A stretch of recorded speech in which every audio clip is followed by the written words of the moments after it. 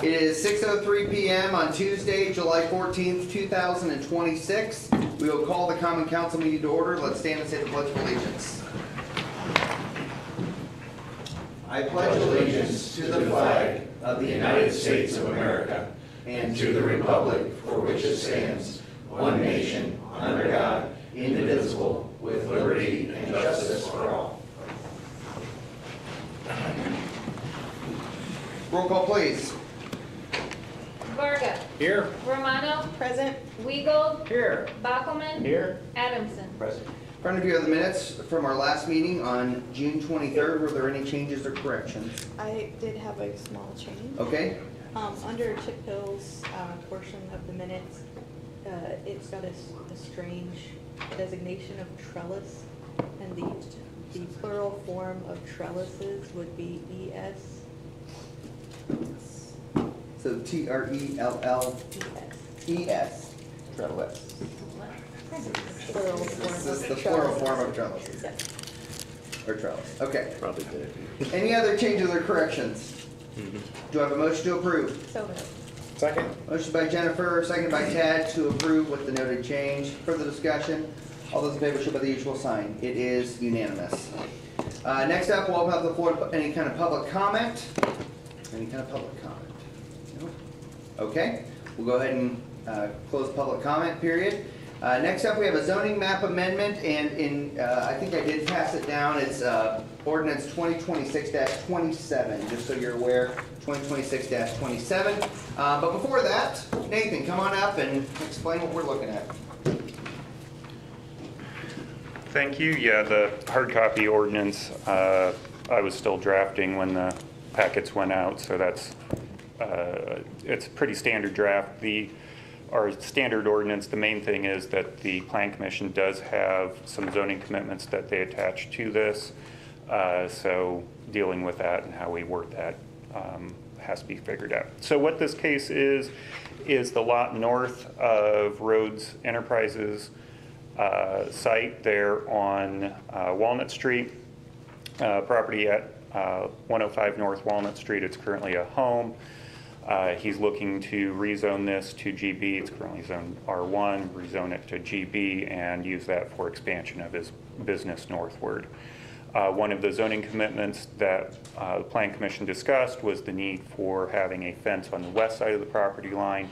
Currently, with the rezoning that was done in 2016 to allow for his current business expansion, the fence was between that lot and this subject lot. So since this is getting rezoned or potentially rezoned, it made sense to move the fence basically to the west side, which would buffer the still remaining homes to the west from the expanded business.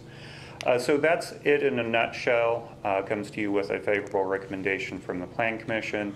There was some discussion about exactly what the plans would be and so on, which will be sorted out. If this is rezoned, still has to go through development plan approval, potentially a variance situation, although that doesn't seem likely, and almost certainly some sort of encroachment through the Board of Works, because there will be some pavement and so on being placed into the right of way.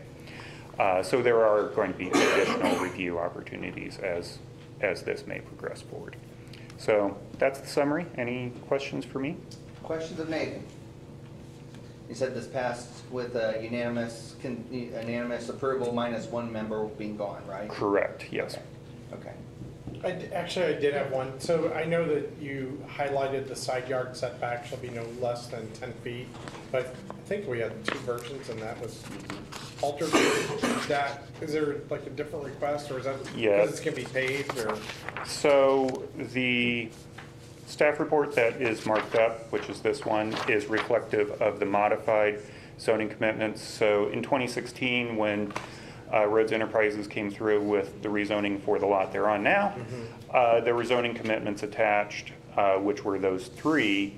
With this, because a couple of those commitments were specific to the lot that is now being in question, they're no longer needed. So the 10-foot side yard setback is struck off entirely.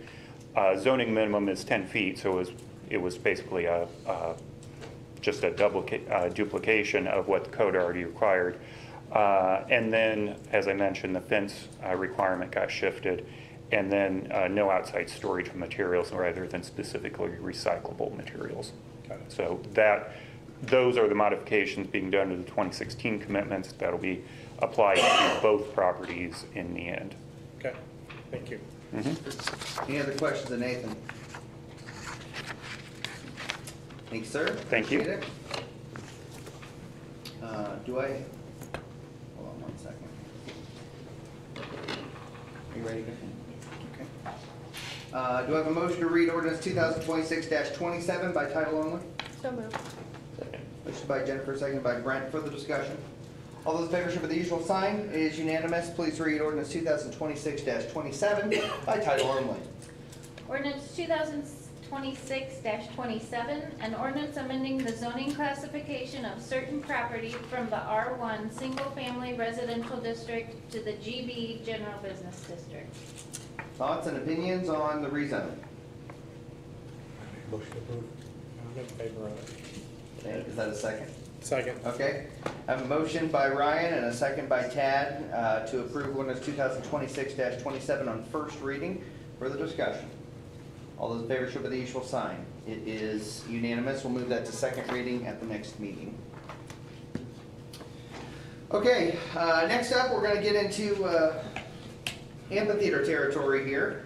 But first, I want to introduce Lisa Lee from Ice Miller to talk a little bit about the process and why she's here, and kind of lead us through where we've been and where we're going. So there's the setup, the wind-up, if Thank you you, will. Mayor, very much. Lisa Lee with Ice Miller, serving as bond counsel to the City of Columbia City on the amphitheater project. The city's been going through what we call the BOT, Build, Operate, Transfer process in order to determine the engineer and the construction and the guaranteed maximum price for the project. That's the procurement side. We're talking about the financing side. How are we going to pay for that? Where we have been so far, at your May 26th meeting, the council authorized circulation of a supporting taxpayer petition, which is required by the statute. For we go out and we get signatures for taxpayers who support the project. We have to get at least 50. They have to then be certified by the county auditor. All that has been accomplished. At your June 23rd meeting, you received that certified taxpayer petition. You also adopted a resolution of need, and you preliminarily approved the lease agreement. So the lease agreement is the document between the Columbia City Building Corporation, which is a brand new corporation that was just formed. Marcia is the incorporator. The mayor determines who's on it. They are incorporated simply to be the issuer of the bonds, and they lease the project to the city. If you're familiar at all with school corporation and their kind of debt and their projects, they're always using building corporations as a leasing entity. We have to do this as a lease instead of a straightforward bond issue just for the size of it. So what we are here today is we will be looking for, number one, we'll have a public hearing. And we did provide notice of that public hearing at least 10 days ago. And so we will have a public hearing, and then we will ask you to consider adoption of resolution number 2026-25, which authorizes, it approves the final lease agreement that we have here, and it authorizes execution of that. Following that, we will be coming back to you, if you approve that action, we'll be coming back to you at your August meeting with more of the actual bond financing numbers. So at that time, we should be much, much closer to the guaranteed maximum price. We do not want to sell bonds until we know exactly what you need to construct it, so we're not selling more than you need. So we will wait until after that guaranteed maximum price is determined, and if that is okay with this council, then we move forward towards a bond sale, sell the bonds, close, and that closing is when funds are actually deposited with your bank here in Columbia City, and you can give notice to proceed, and you could start paying invoices and things like that on the construction of the project. So that's where we are right now. If I can sit down and you can open a public hearing, Once that's closed, I can come back and go through the lease more, a little bit more of the financial side of it, if that works for everyone. Okay, Is that okay with everyone? Okay? Thank you, Lisa. Okay, so we will recess the common council meeting and open the floor to the public hearing regarding the lease and certainly the amphitheater, if anybody wants to say anything. Anybody? Comments? Thoughts? No? Okay, seeing no comments, we will close the public hearing and restart the council meeting. Lisa, come on back up. I do want you to, and I know you're going to do this anyway, so I'm just reiterating, but That's okay. if you can talk a little bit about the reason why the City Hall and the MSF and why that's a part of this structure, if you could do Yes. that, that would be really, I think that'd be helpful for the council to understand. yes, absolutely. So I'm going to put a little bit of my Baker Tilly municipal advisor hat on for you, because they are not here this evening. The lease agreement, the reason that the lease is not considered debt is because the court considers it an operating cost, because you can only pay for something if you are actually using it. So during construction, normally you would have to borrow that interest amount because you've got a bond purchaser who's going to purchase the bonds and they're going to close on X date. 6 months later, that bondholder wants to be paid interest, okay? And so every 6 months thereafter. However, under this financing structure, because the amphitheater would not be ready yet, the construction would not be completed, you can't legally make a lease payment. So what you would have to do is you would have to borrow those funds, and actually I do have Baker Tilly's numbers here. If we lease other city assets during construction, we don't have to borrow that money. Okay, that's called capitalized interest, because you borrow it, you put it on top of the par amount of the bonds, so you're paying interest on interest at that point. So we wanted to avoid that. So you had two assets that were not encumbered at all, and so we are leasing during construction only. They will be released, and I can show you in the lease agreement that language. They will be released as soon as the amphitheater is constructed and complete. But that is this City Hall, and it is your municipal facilities building. The total debt service difference between having capitalized interest and not having capitalized interest is $820,000. Okay, so by leasing these two assets just during the construction period, 12 to 18 months, we can save that kind of money and we don't have to borrow it in the financing itself. Okay? Does that make sense? Like, just in case you get questions of why we're leasing City Hall and the MSF, it's to try to save $800,000. We're just leasing it to ourselves. Yes, you are. We're leasing it to the building What you corporation. which is do, our- you do have to convey it to the building corp Yes. so that they can lease it back to you. But that's why in the lease agreement itself and in the trust indenture, which is a different document, it says we will release those two assets upon completion of the amphitheater. So they'll only be there during construction. And the amphitheater itself, while it will be technically owned by the building corporation while the bonds are outstanding, they only can convey it, and they are required to convey it to you when those bonds are paid off.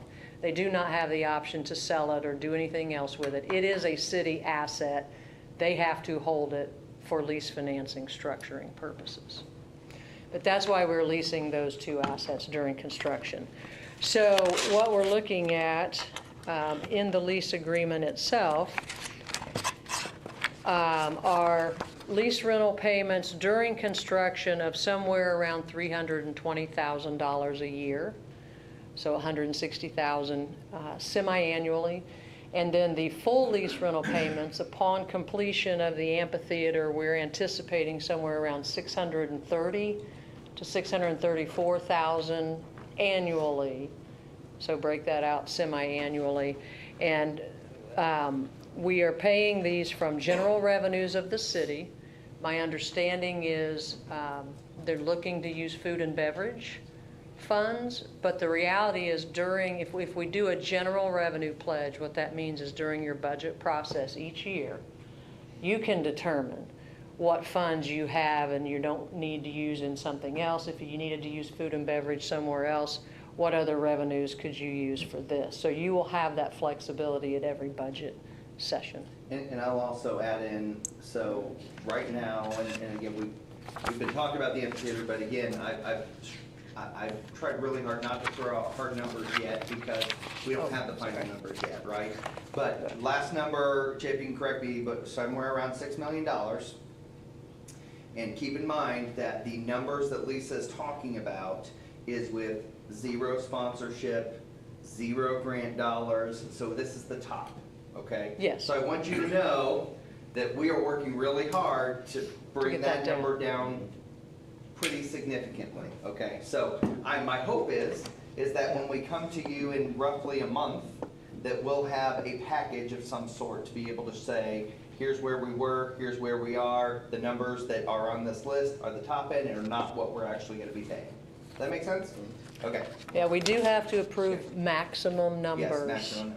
And to reiterate, the food and beverage tax. Yes. Only goes to the bottom. Only goes to Eagle Park, can only go to Eagle Park, number one, and has to be used for the construction of Eagle Park. Cannot be used for staffing or maintenance or anything like that. It goes to the construction of Eagle Park. That's the stuff that keeps flying back at us. This is the intent of the food and beverage. Of the food and That's beverage correct. tax. It's a user fee is what it is essentially.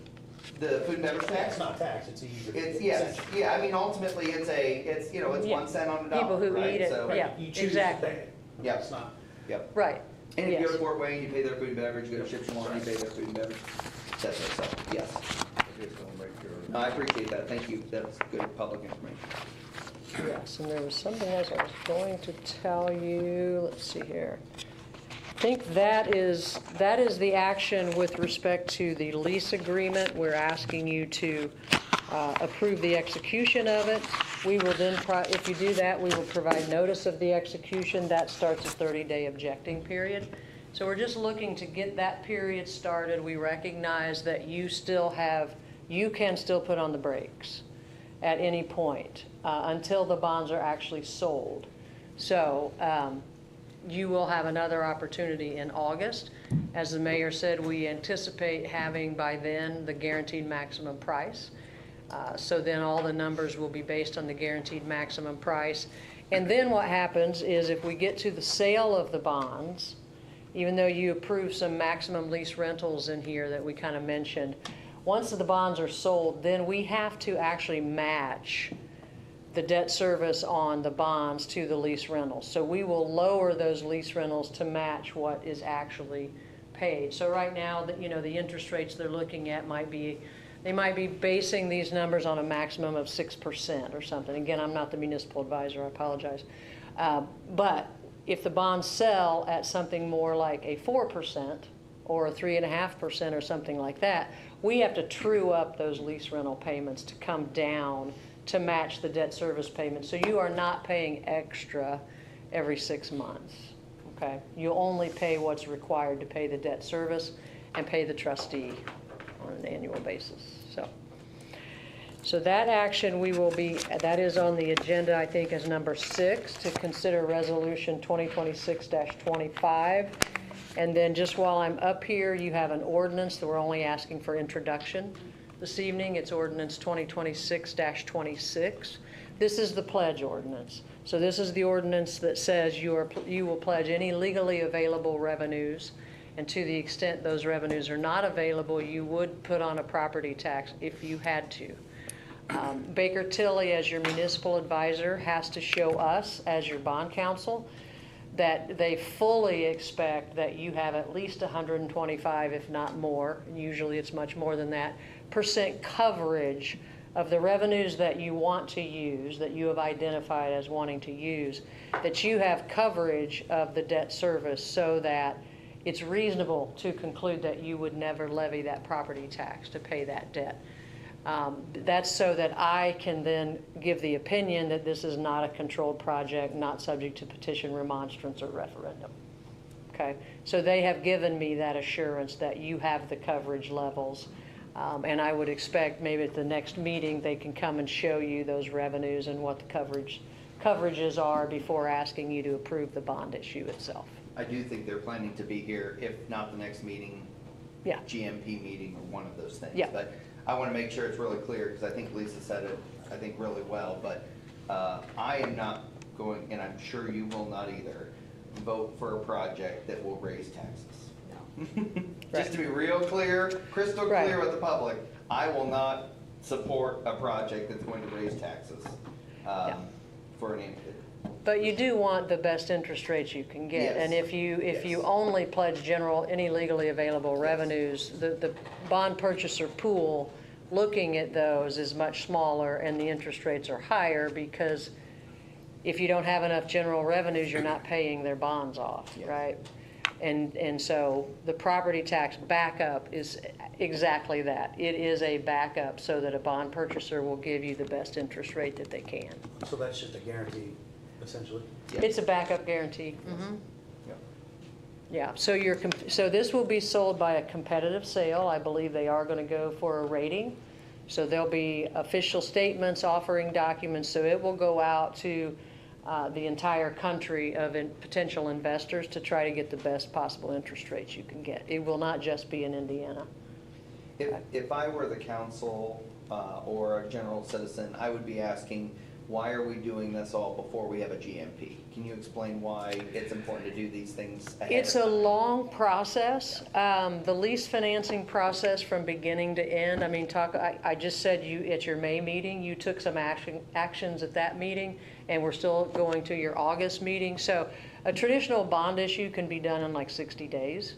A lease financing is closer to 6 months. And when you do get the guaranteed maximum price and you execute the BOT agreement, they will want to start construction as quickly as possible. And you want that as well, because you don't want to have another 6 months of interim lease rental payments. You want to get it completed, done, release the city hall and the municipal building, and get on with just financing the amphitheater itself. So we want to be ready and prepared so that when you have the GMP, if it's acceptable to you, you approve the bond issue, we go sell the bonds and we get it closed, and you have money to start constructing. So we just are trying to not slow down the BOT side of it. We want to be ready. So, Questions of Lisa? This is really more of a statement, but I appreciate the proposed timetable for all of this, that you can see just how comprehensive all of the steps are in yes. this process. And that is all Lisa. So Thank do you. we approve these together, or are we approving? Gotta approve them one at a time. But we Yeah, can and do that, again, the yes. ordinance, we only want introduction. We're not asking When you say that, you're not asking pass for a on first reading, We- just pass on first, Just pass however it, you yes, do okay. it. Because we usually do 2 readings for full passage, but we do 1 reading, approve. We're second not reading, asking approve. for adoption this Okay, evening. gotcha, okay. So we'll So- wait for a second reading on that then, okay. Thank you. Okay, thank you. Do I have a motion to read resolution number 2026-25 by title only? So moved. Second. Motion by Brent, seconded by Jennifer. Whatever. Sorry. Further discussion? All those in favor show by the usual sign. It is unanimous. Please read resolution number 2026-25 by title only. Resolution 2026-25, a resolution of the Common Council of the City of Columbia City approving execution of lease. I've had a chance to talk to Lisa about it, but any other thoughts, questions, things you want to put on the table?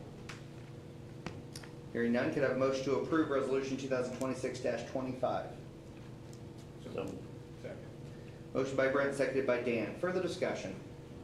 All those in favor show by the usual sign. It is unanimous.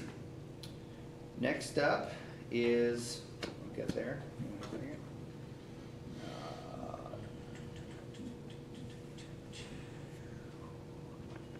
Page. Nope, hold on. There we go. I think it's page number 54 of your packet. Do I have a motion to read ordinance 2026-26 by title only? So moved. Second? Motion by Jennifer, seconded by Tad. Further discussion? All those in favor should be the usual sign. It is unanimous. Please read ordinance 2026-26 by title only. Ordinance 2026-26, an ordinance of the Common Council of the City of Columbia City, Indiana, pledging general revenues to lease rental bonds of the Columbia City Building Corporation. Any questions, thoughts, concerns about that? Okay, do I have a motion to approve ordinance 2026-26 on first reading? So moved. Second. Motion by Dan, I'll give Ryan the second because he had his finger up most of the time there. Further discussion? All those in favor show by the usual sign. It is unanimous. Thank you, council, appreciate that. I think, correct me if I'm wrong, Lisa and or Chip, I think we're looking at the second meeting in August as being I think it's on the timeline there, but The later meeting. it's the second meeting in August, I think is when we're planning to have the GMP. August 25th. Yep, so that's the second meeting of the second day of August, just to be clear, so. Okay. Thank you very much. Anything else for Lisa while she's here? Thank you, Lisa. Lisa, how long have you been working with the City of Columbia City as bond counsel? Oh, 25 years? I was gonna say, long time, and I appreciate the partnership that you and Heist Miller have had with the city. Okay, with that, we'll go to department head reports. Nathan, you wanna report? Nothing major. The subdivision north of Walmart is going through tech review, so hopefully it will actually be under construction by the fall. So that's hopefully going to bring some residential lots to the city. Questions of Nathan? Thank you. Terry? We had 5 cameras down at Eagle Park. We got 2 of them back up and are waiting on some equipment to come in to repair the rest of them. We got all the equipment out of the old jail except for one server rack I still need to get into. My department will have everything it needs out of there for future projects. That's fine. Questions of Terry? Thank you. Chip? I want to thank the electric department. We had an issue with their stump grinder that we bought a couple years ago, and they bought a new one, and we did not get a lot of stumps ground last year. I think we're down to like maybe 2 or 3 stump grindings. So thank you, Sean and Jason Branning. As Nathan said, been working on that parcel of land. NDOT is kind of throwing up little roadblocks. We want to tie Armstrong into 109. They haven't gave the full word. It's a lot of haggling right now. We are working with Lisa Lee on tipping that and getting that ready, as Nathan said. Also working with Musselman and Eagle Landing. We had a little snag on where the road, we were told where the road was coming, road's kind of changed. So we're negotiating that, and they've asked for TIF on that, and they've asked for the moon and back. We're negotiating on that. Also been working a ton, that was also with Lisa Lee, also working a ton with Lisa Lee on the amphitheater, all that, getting bonding, GMPs, appraisals. Been doing some weed spraying around town, trying to get everything ready for July 29th. We've been working in Okie Alley, taking down the old trellises. I threw that in there again, so it's, we're about done with those. We ordered some beautiful life-size artificial trees, and as of right now, they're on a boat somewhere in the Pacific, and it's not where we want them to be. So recently, other thing, Janice Daniels, we worked through, kind of nervous of pickleball. We haven't had any issues of noise from the pickleball yet, but we're trying to combat that before. So we planted some different plants at the pickleball court, so those are, hopefully will make it through this heat. And kind of a weird moment, a local community reached out and wants to shadow me for a morning. A what? Shadow me. They don't have community development, and they want to see how it goes. Oh, they want to shadow you? Shadow me. Oh my Yes, gosh. so. Of all the places to choose. Exactly. This haphazard is like working, you know? Okay. So, yeah, other than that, it's just a lot of getting ready for the end of July, so. I'm not a shadow. I'm not a shadow. Can we video this? It is, At first I thought he was talking about some kind of like a shadow puppet, or Yeah. shadow something. I oh, was I've very got one to confused. follow. I thought it was like some shade that they were going through a mourning process. Oh, and so- then a shade. I wouldn't have to come in That till was 10 or mourning. 11. Any questions of Jim? Thank you, we're gonna keep this moving. Kelly?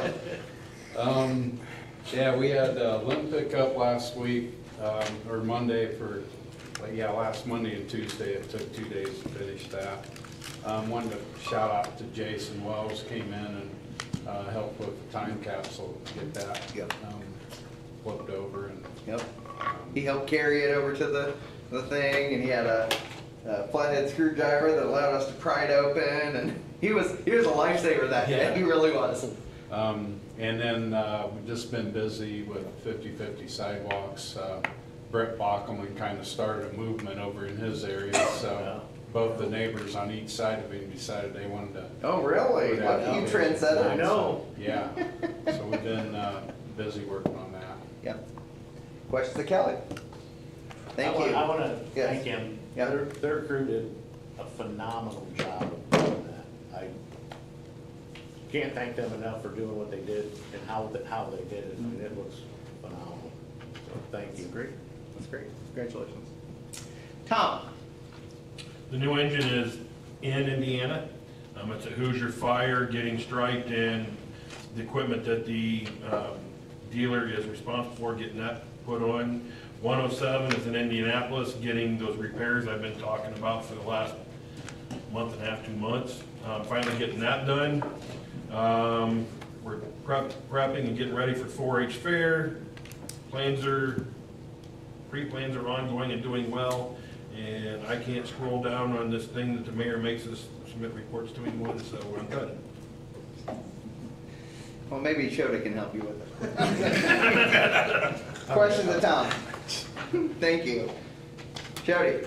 Last Thursday, we had an IDEM inspection, really went well, considering, our last one. This one, one of the things they said, we had to letter and number our well houses, which is very easy. The other is the fuel tank that we had for the old diesel pump had to be moved. We use that tank for lawnmowers and that, so we're just gonna move it up by the barn. But there was the diesel motor's still in the building, and they were telling us, she didn't write it down that we had to take it out, but the guy from Indianapolis, I got a hold of him yesterday and said, hey, we're gonna have to tear the building down. The building was built around us. We cannot, it won't come out. And he said, take the batteries out, drain the oil, antifreeze. Decommission it. We're happy. Okay. And then, That's good. we had a barbed wire fence on the south tower that was damaged that we had to repair. They recommended, and this is for Sally, that we get a filling station. I mean, there's other communities around for people purchasing water, because then we can guarantee, A water bottle filling station. Yeah, but it's not for water bottles, it's No, for but tanks. water, I get it, Yeah. like a water filling But station. then we can I guarantee went to that they gas, have that's air fine. gaps Yes. and stuff like that, so it won't, nothing they have in their tank will contaminate our water. Why Sally gotta do it? Then it comes back over to here. I've wanted to try and research this for years. Yeah, Sally's been doing it, and me and both of us have, haven't we? But Decatur's got one, I think, Auburn's is getting one, and so they're trying to push that.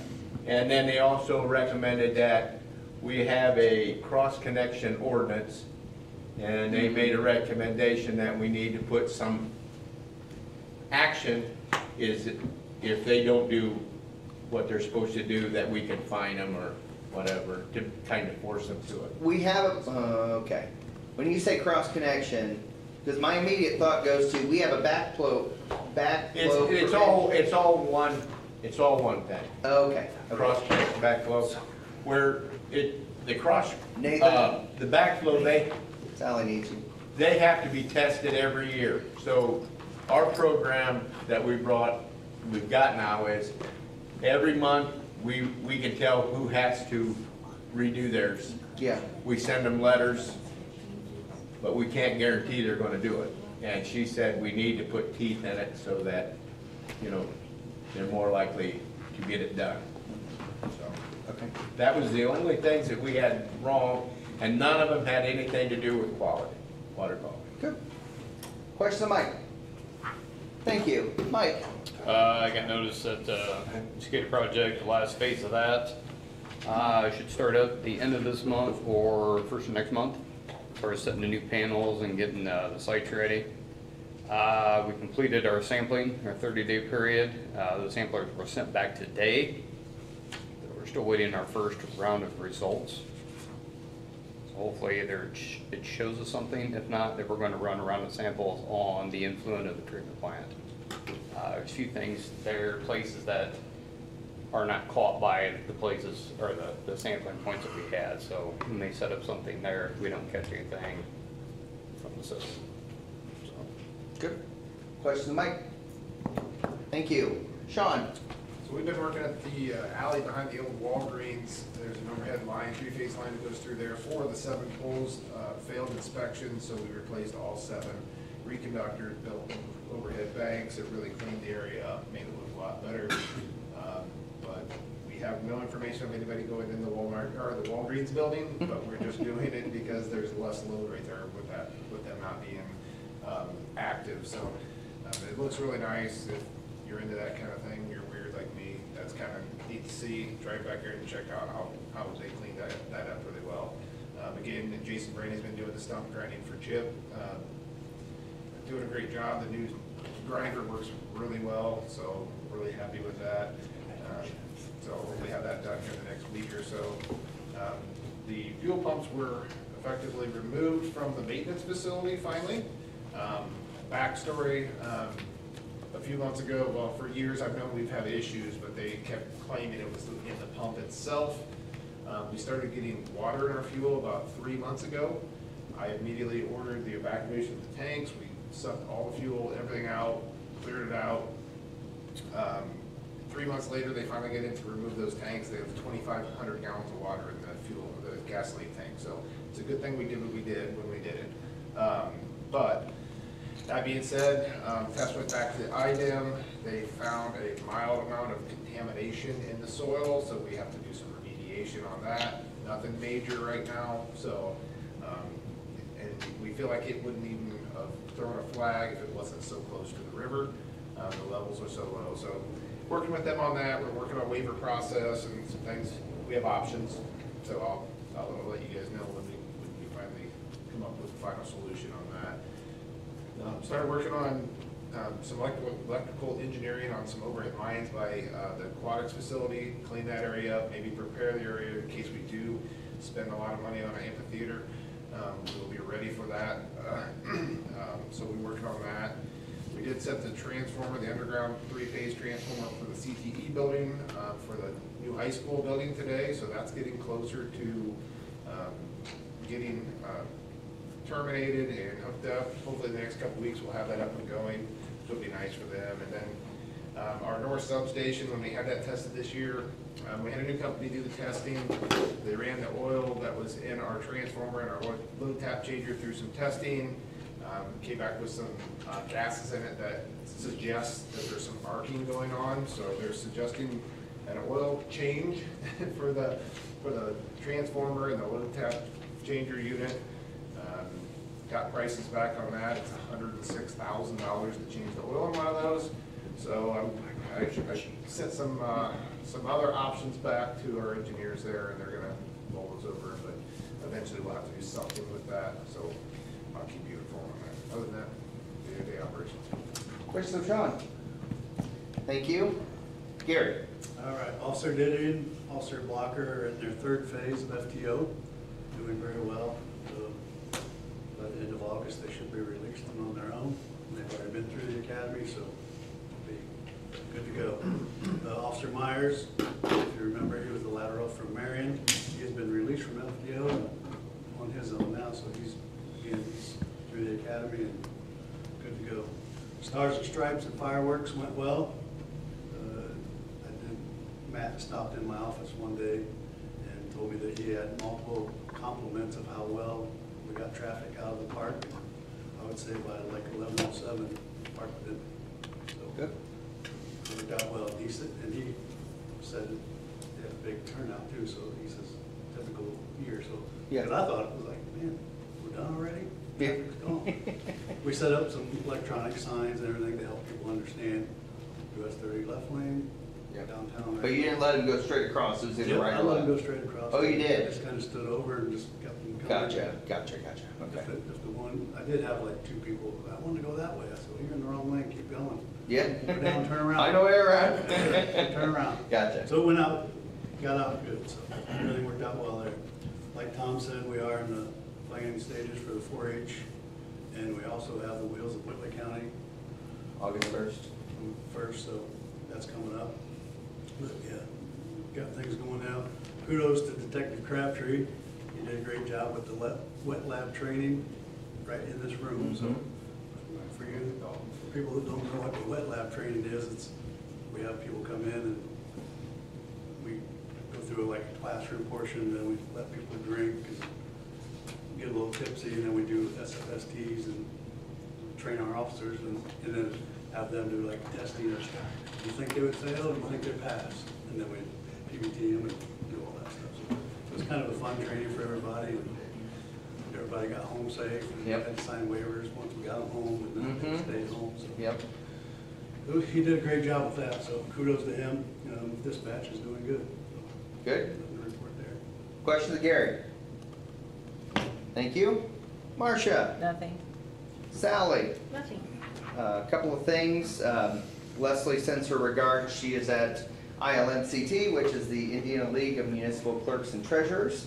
I saw her yesterday. I got to give a small little welcome at their lunch yesterday, and we talked about a couple of different things that her and I are both working on as well. But a couple other municipal things we're still working on from an AIM perspective, still working on LIT, still working on the MUST meetings. If you've not attended one of those, probably the next one may be a good one to attend, because we're gonna really start getting into the meat of the different LIT rates and how that's gonna be structured and things like that. So I think that'll be our second official, but the third MUST meeting that they've had.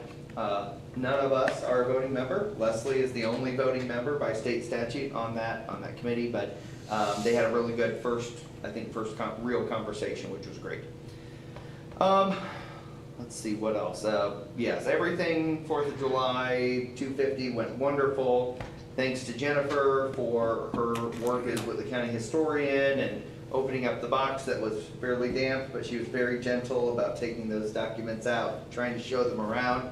I've gotten 1,000 questions about when people are gonna be able to see the materials, and I keep saying it's going to be months, because it has to dry out. And you can probably comment more on that. But in any case, we did have employee appreciation luncheon last week. Had a great turnout. I don't know if it was the most we've had, but it was a lot of people, so it may have been the most we had. So in any case, I attended former Mayor Suzanne Hanshu's funeral up in Kendallville last week as well, and we just send our best wishes and thoughts and prayers with her family and the city of Kendallville. And then we've just had a lot of things going on. Amphitheater's taking up a lot of space, but we also have the two different TIF districts that the RDC is working on, and we're working with Lisa Lee, and we just got a lot of projects that we're working on that I think just shows that people want to be here. Jail. The jail is, well, I don't know. I don't know if you guys. Sorry, So. I didn't, sorry. So, I'm not gonna say anything about the jail, so. Sorry, Ted. But in any case, we are working on property tax things from an AIM perspective. And next week, Tuesday, Wednesday, Thursday, I will be at the Indiana Conference of Mayors. I think that's all I have for right now. Kudos to all of our departments. They've been working through this heat, doing a great job. Really, really happy. No news is good news. So, Dan, Jennifer. I have several things. First of all, I wanted to talk about a project that the Arts Commission is working on right now. Last summer, we were given 6 of these giant 4-foot by 6-foot double-sided art display pieces. I don't really know what else to call them, but they were jointly given to the Historical Museum and the Arts Commission. And we are going to be fixing those between now and the end of the month to use during Art at the Museum this year, which is August 1st to October 30th. So that's a big project underway. Obviously, we have to have it done between between now and August 1st, so. Yes. I will be doing that, but basically what we're doing is installing some big adjustable hanging systems on the outsides of these things so that we can be a little more creative in our art display. Okay. That said, once that exhibit's done, if we want to do any kind of art exhibits over here, Mhm. we can move some of those pieces over here to use them. Yeah. I wanted to thank the street department for helping out with the time capsule Mm. situation. Yes. I'm sure you saw the absolute panic on my face when you said, "Are you ready to open it?" And I was like, "I have no idea how." And I was like, I don't know that anybody really knew. I called up Brownie for a moment. He's like, I don't remember how we did this. So, okay, well, let's Yeah. get a screwdriver. Let's see if we can get into this yeah, thing. so we're Uh-huh. cranking that thing around. What I did want to mention though, for the sake of the community who's really curious about it, Yep. those items are now at the museum. They're going through our accession process, which every single item that's in that box will eventually be taken out, numbered. It'll be encapsulated so that every piece is taken care of. The tricky part of that is, in all the time that we spent planning opening day, we didn't really know what we were dealing with until we opened that box. Things in about the top third of the box were very nice and dry-ish Ish. and could be picked up. The further we moved down in the box, and I think you could see probably a bit of panic on my face, that things were sort of sticking together and there was lots of mold, lots of condensation had built up in there over the years, and so things at the bottom kind of mush. Yep. So for the sake of being gentle with all those items and also for the sake of other things that are in the museum's collection, we have to be very careful how we handle those. So there's going to be a period of time where we are just drying things out. Right now it's kind of segregated from other things so that we can get to the point where eventually we're able to kind of, in a way, conduct an archaeological dig where we're Yeah. carefully moving Piece the by layers piece, and yes, yeah, yes. because things were just disintegrating the further that we got down in there. Mhm, So mhm. we anticipate that there are some very interesting things in there. I'm super excited personally to take a look at what the letter says from the county historian of the Yeah. time frame and read that. That's sealed. There's lots of other sealed letters that are in there.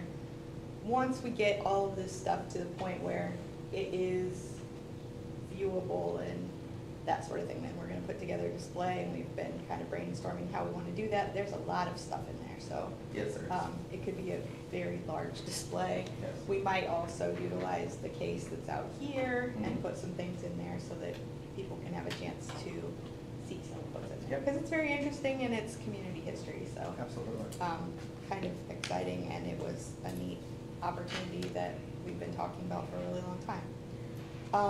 Moving on, I did want to, if Leslie was here, thank her for the stellar job that she did with the picnic Yeah. last week. Yes, she did. Really well done, really well attended, and she did an incredible job of organizing all of it. Yes. It looked like it was professionally catered. She did a So, fantastic job. yeah, Yes. thanks also to her staff for pitching in and helping with that.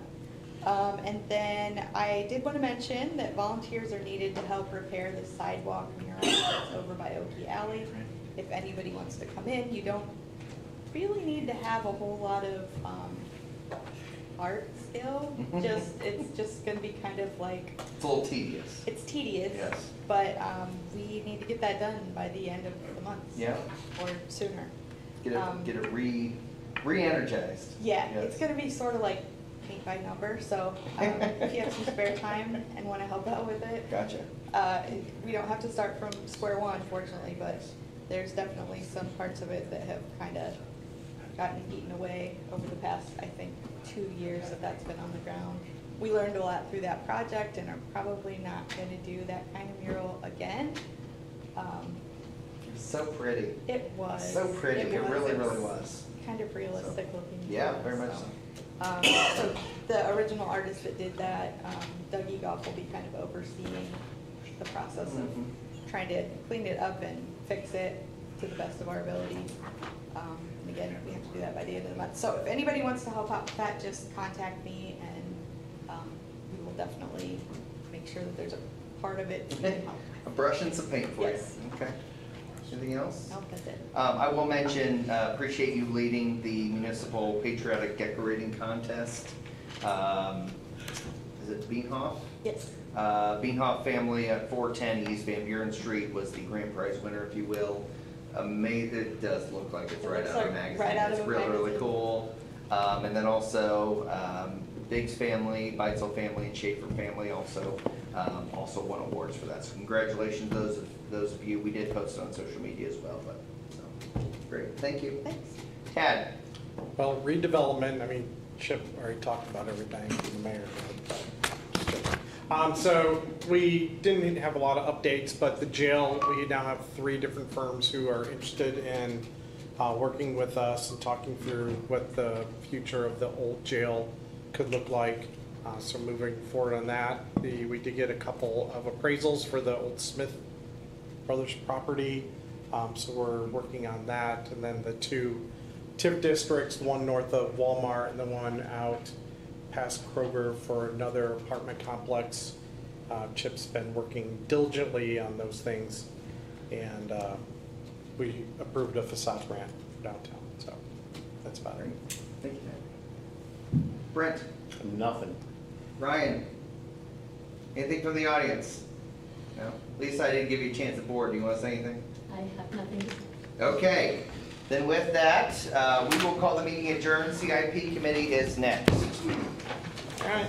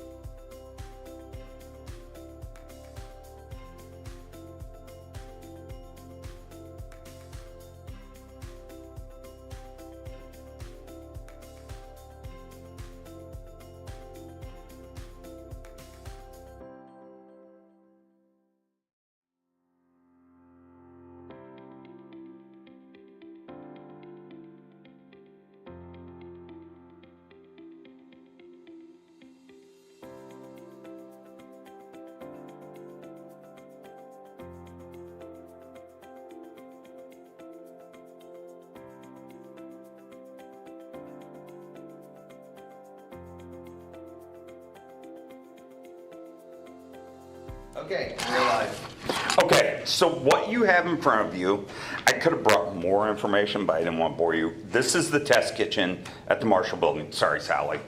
I didn't expect you to be here. I can give you a copy. Would you like to? What we are doing is we've got in there, we've kind of had false starts.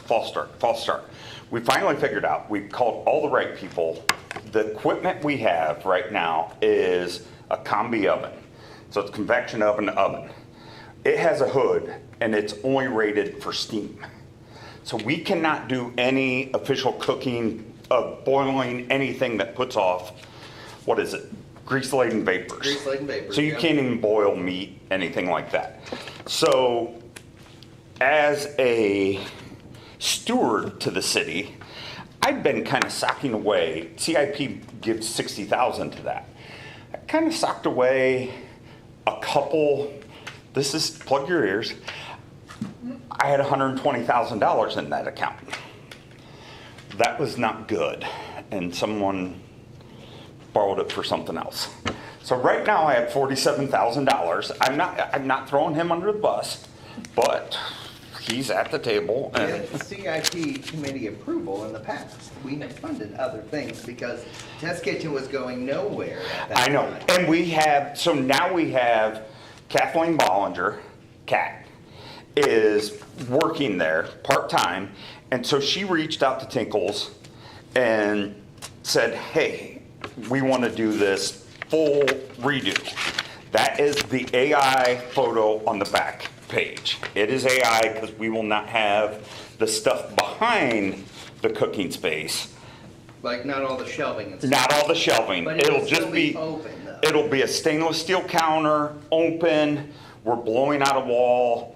We're putting in, we're putting in like a, I can't remember, 13-foot hood. And so it's gonna, 12-foot hood, 12-foot long hood. It's gonna be a game changer. She's brought Tad on board. Tad is very vested in it. As in this tab? This Tad. Okay. And so my numbers are just handwritten there at the end, but the need I need from CIP to do this completely, and I feel like we've had false starts. This would be this would get us off the ground. And where we're at, we have all the pots and pans. We have all the mixing dishes. We have everything there. We just have nowhere to cook with it. The electric department helped me remove a huge island out of the jail. We're gonna have power run to that. So if you wanna run a blender, you can run on this stainless steel island. You can do anything on this island. So, I mean, it's gonna be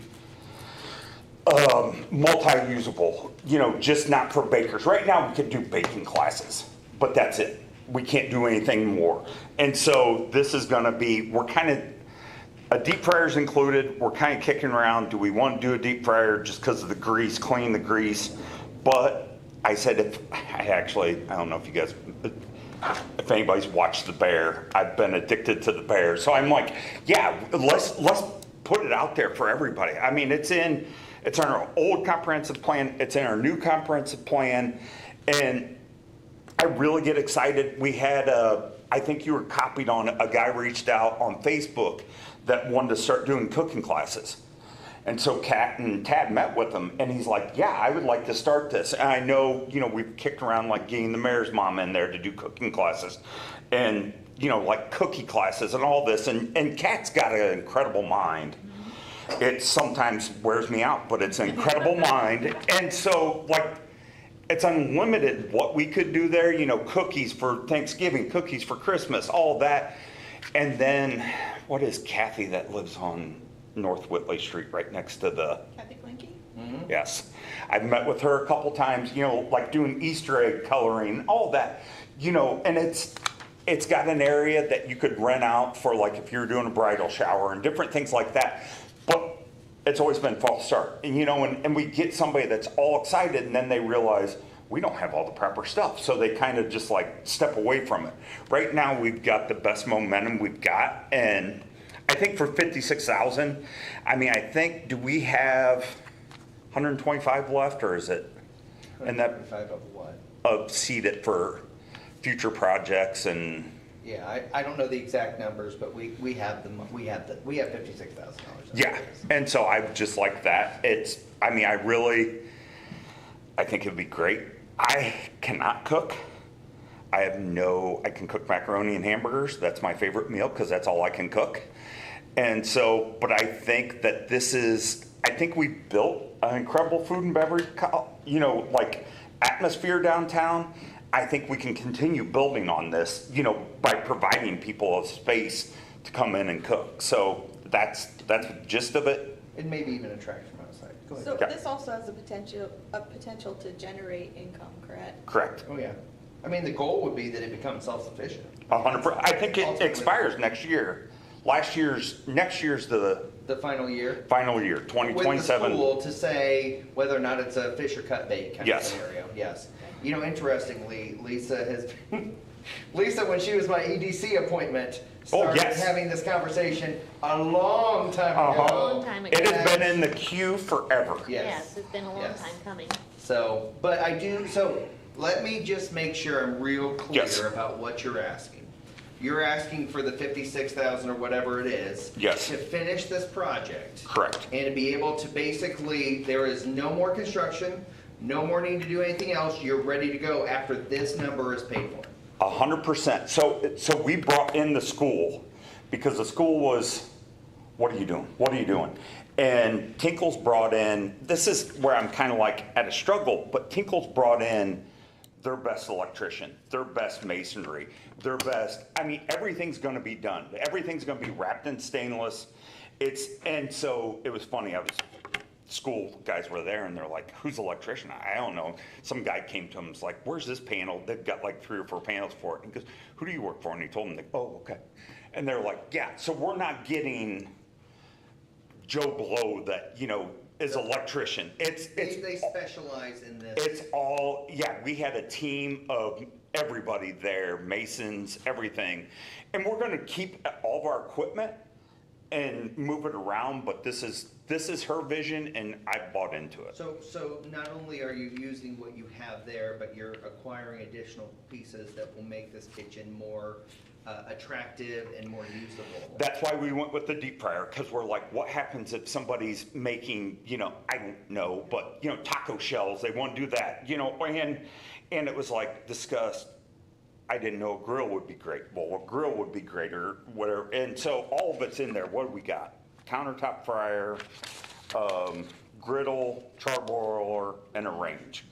And I said, we could get on Web Restaurant and probably find this stuff a little cheaper, but we know where we're getting it from Fort Wayne. It's going to be delivered, installed by them, not by us If being or, done correctly. yes. I've also heard kind of secondhand that Tinkles is really excited about this project and probably has the potential to talk to other people about it. That's- Restaurant tours or whatever. That's a good. Yeah. idea, I mean, I was kind of handed Kat and by Leslie, and it's been great. I mean, her vision is just incredible. As The people utilizing this thing, they're responsible for cleaning it? Yep, we have all that laid out. We have a price schedule already adopted. We might adjust that just for like the first year, kind of cut it down to like maybe $15 an hour just to get people in the door. But we had a gentleman last year and his food truck, he could cook everything. He could not chop his vegetables in his food truck or use his water from his tap. because of health department. So he had to get water from us and food from us. Well, we could never really make it work, but there was a food truck that was like, I just need 1 hour a day to get in there, chop my food, and show that I take 5 gallons of water out of here and put in the food truck. He goes, I can cook everything, so we're gonna be that commissary kitchen kind of in the morning, the exploratory kitchen, and the teaching class kitchen of it. I mean, it seems to me, I'm not against the project by any means. Yep. I think this would be a great thing. It just seems that we've stuck a lot of money into this thing so far, haven't we? Well, so the majority of the money that we've actually, majority of money we've actually sunk into this has been more just to pay the school to allow us to be a part of it. Like Yeah. ultimately, we utilize their equipment, which they effectively It's ours. to use. Yeah, the right? lease is, We've- it shows it's ours. I know we've pieced together pots and pans and things like that as a part of it, but generally speaking, the money that we've spent on the kitchen has been for the space. And that's like just Yeah. to be able to have the space set aside for us. And This is so the that's- first and that's year why I we asked the really question. went, That's why I asked the question to Chip of like, is this the last major Yeah. hurdle that, We- because Chip will tell you, like, a year ago, I was ready to say we're done. Like, and I was yeah, fine with it. we're done. It's been in my queue since I started working here, but I didn't have that vision. I don't have that food vision. So I've kind of, after, especially after you left, it was like, okay, we've got nobody to push us. And then all of a sudden, it's funny, I'll take this blame. The two people I hired prior were like, if we get the kitchen up, who's gonna run it? Well, you are. No, that's not, well, Kat's like, yes, I wanna be there. And, and so like, I even said, let's get, well, we do have one small, let's get an espresso maker. So when you come into work, if somebody's renting it, they can make espresso and have a good time. And, let's put in speakers and make it where somebody wants to go and rent. So I think we've got a lot of good ideas and. Jennifer, did you have more thoughts? I just think that there's definitely like a market for this. I definitely think that this is a step in the community that's pretty needed. Right now, people have to jump all the way in on, Yeah, you're either in business or you're not. yeah, and Yes. sometimes it's too much, too fast. Sure. Yeah. And if we can help entrepreneurs like be prepared for Mhm. those steps and grow. Give a baby step instead of Yeah. jump full into the pool. Yeah. High school kids come in and learn how to cook, or is that? something We different? haven't truly figured that out. Well, you're out of the game now. I was gonna say, I think that Whitco has a culinary program. Yeah. Whitco has one. That they share. Yes. Yes, go ahead. But it could be that, if that expands and there's not enough seats. Yeah. Well, and Kat got fully serve saved. We're kind of debating, do we get her to be administrator so you can do serve safe training? I mean, that would be another thing. We did that for the school. Bill did that for the school. So, yeah. And it was That'd be like, a study- I study just circle remember thing from going right to there. Kendallville for some event, and they had the culinary class, cook our meal. Yeah, probably inspired, no, what's, I'm trying to remember what What, it's in called. Chapman Institute? The what? What In is it? Kendallville, in Kendallville? The East Noble students did that. That was years ago. Well, they go up to, it's Impact Institute, Yeah, Impact Tech. is the CTE Yeah. program. Yeah, I'm but just curious if. yeah, I mean, we've kicked around. We're thinking about restaurant, but we've also met with the NIC and other organizations like, how do we roll in? Because we do have a classroom there. How do we roll that in? The one thing, Kat, I keep on trying to reel her back in. We have a second room that is, they're willing to put doors, whatever we want. They're kicking around garage doors more as a ghost kitchen. You rent it for a week, you see if you can. if you can make it as a cafe or make it as Yeah. a restaurant or make it. Our biggest issue right now is everybody that has talked to us like, oh, we'd like to do beer and wine. Well, with the school, we're kind of struggling with that. But still, you rent it for a week or a month and you've got, but we're not getting to that. Yeah, it actually is very exciting. And I know in your initial research, we tried to get information from Fort Wayne. Mhm. Got some information from Hammond. Hammond has one, but it's run by their EDC. So I think we'd be one of the first ones.